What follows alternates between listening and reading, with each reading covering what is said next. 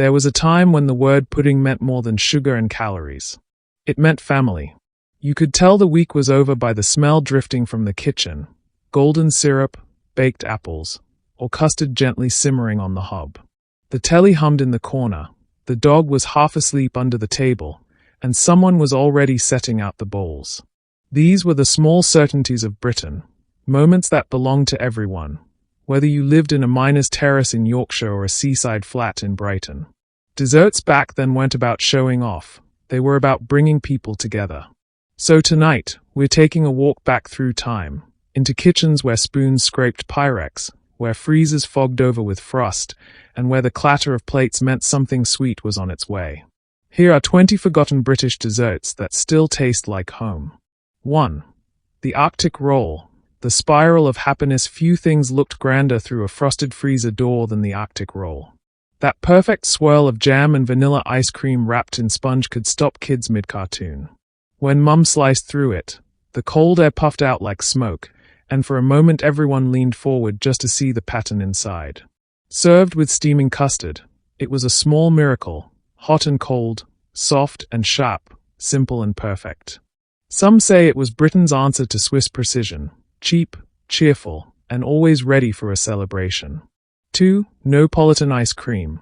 The family negotiation: 3 colors, 1 argument. Strawberry, vanilla, chocolate. The Neapolitan was a diplomatic crisis waiting to happen. Families swore they didn't mind which flavor they got, but somehow every plate had more chocolate than the rest. Cutting through that frozen slab felt ceremonial.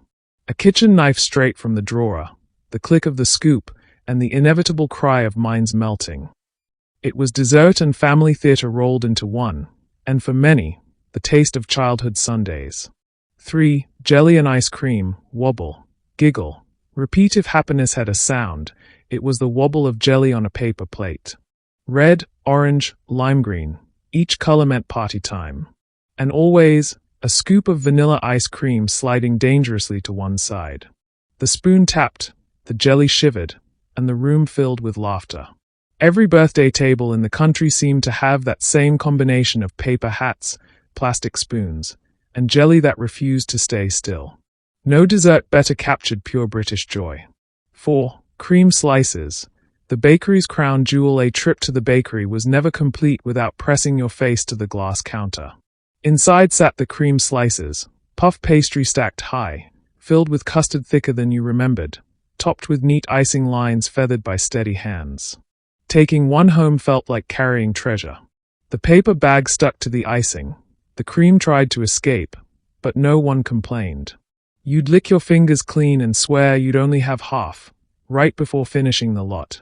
5. Swiss roll. The spiral of pride. Light sponge, thin layer of jam, rolled with precision. The Swiss roll had elegance written all over it. Every slice showed a perfect spiral, and somehow it looked far too neat to have come from a British kitchen.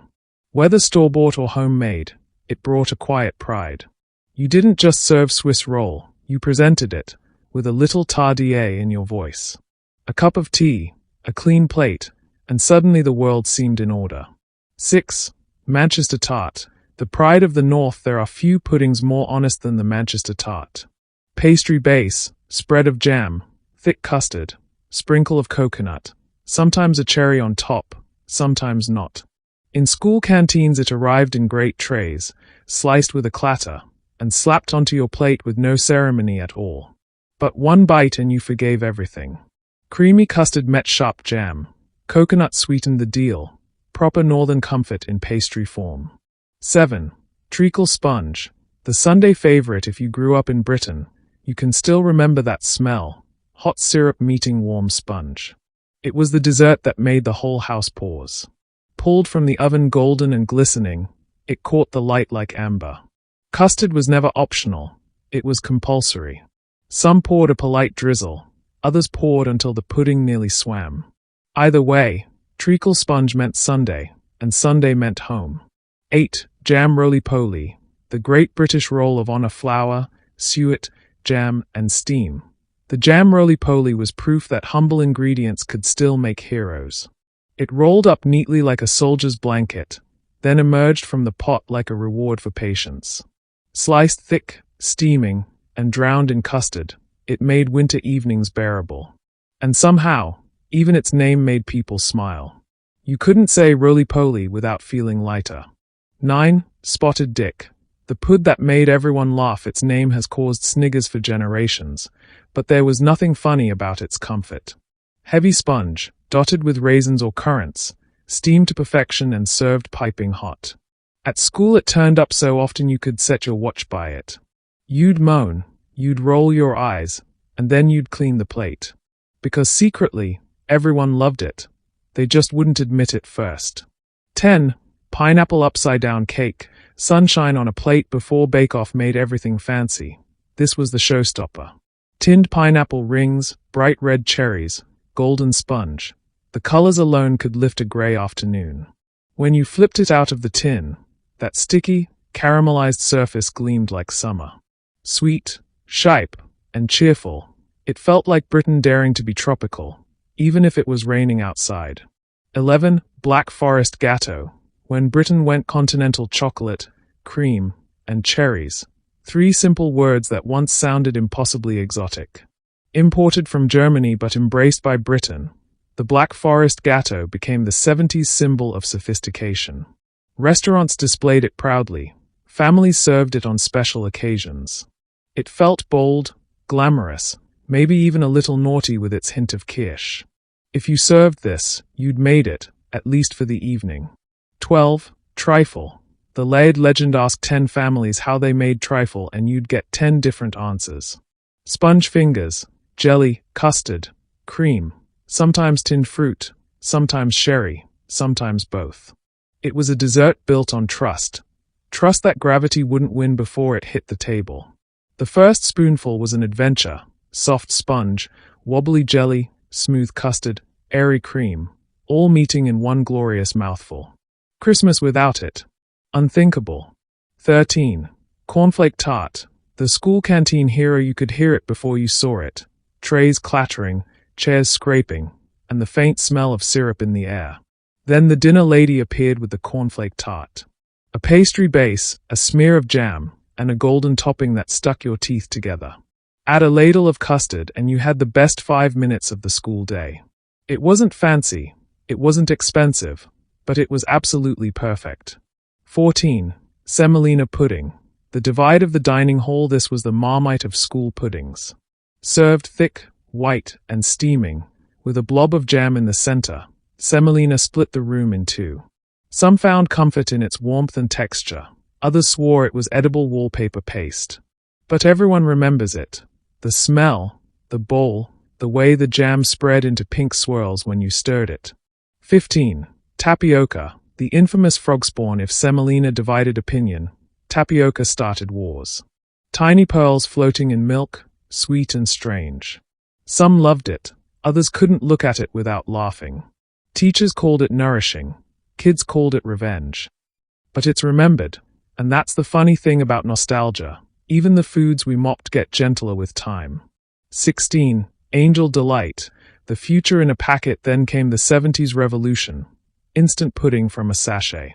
A few tablespoons of powder, a splash of milk, a quick whisk, and suddenly you were serving mousse. Angel Delight came in flavors that tasted like optimism: strawberry, butterscotch, banana. It was light, quick, and impossibly sweet, a glimpse of a Britain racing toward convenience. You could almost hear the future fizzing inside the mixing bowl. 17. Flapjacks. The honest worker's treat: no icing, no decoration, just butter, syrup, sugar, and oats baked to golden perfection. They waited patiently in tins, ready for lunchboxes, tea breaks, or late-night hunger. Flapjacks didn't need praise. They just quietly got the job done, chewy, rich, and wholesome. One square and you felt ready for another day's graft. 18. Coconut ice. The sweet shop treasure: if you had a few pennies after school, you headed straight for the corner shop. Behind the glass jars sat the coconut ice, pink and white, neat as soldiers. Sweet enough to make your teeth ache, yet so cheerful you didn't care. You'd carry it home in a paper twist, nibbling the edges before the bus even arrived. A small price for pure happiness. 19. Snowballs, the messy marble chocolate sponge, marshmallow center, rolled in coconut, wrapped in shiny foil. Unwrapping one felt like opening a present. The coconut stuck to your fingers, the marshmallow to your lips, and somehow you'd eaten two before you noticed. No forks, no plates, just pure, sticky joy. 20. Rice pudding. The hug in a bowl, slow-baked, thick, and comforting. Rice pudding was Britain's bedtime story in edible form. The golden skin split families. Some loved it, others scraped it off. But beneath lay the softest, sweetest warmth imaginable. Sprinkled with nutmeg, swirled with jam, it turned even a cold rented flat into home. The sound of a spoon scraping that final bit from the dish is a memory few ever lose. These weren't Michelin desserts or showpieces for glossy magazines. They were simple, affordable, and beautifully British. Desserts built from what was in the cupboard, not from what was in fashion. They filled school trays, pub menus, and family tables. They marked birthdays, Sundays, and sometimes just ordinary evenings that needed cheering up. Today, supermarkets offer cheesecakes from New York and torts from Vienna, but none carry the warmth of a hot sponge and custard. Because these puddings weren't only food, they were moments. They taught patience, generosity, and the quiet satisfaction of sharing. So, let me ask you, if one of these desserts could make a comeback tomorrow, which would you pick? Would it be the Arctic roll hiding in the freezer, the treacle sponge dripping gold, or maybe that rice pudding with the skin you fought over? Tell me in the comments below, because your memories keep these puddings alive. And if this trip down memory lane made you smile, give the video a like, share your own stories, and subscribe for more journeys through the taste of old Britain. After all, the best recipes aren't written down, they are remembered.